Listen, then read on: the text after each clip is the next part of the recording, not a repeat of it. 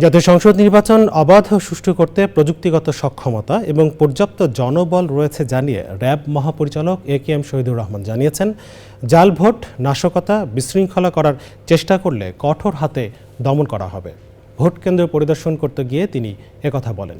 রাজধানী ঢাকার গুরুত্বপূর্ণ সড়ক, মোড়, ভোট কেন্দ্র ও আশপাশের এলাকায় নিরাপত্তা জোরদার করেছে আইনশৃঙ্খলা বাহিনী।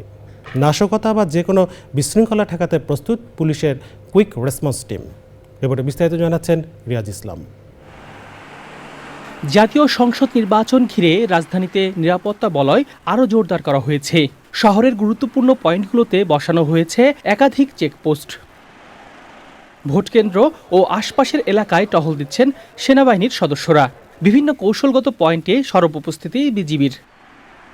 বুধবার বিকেলে সাংবাদিকদের সাথে মতবিনিময় শেষে র্যাব মহাপরিচালক জানান, নির্বাচনে বিশৃঙ্খলা করলে কঠোর ব্যবস্থা নেওয়া হবে।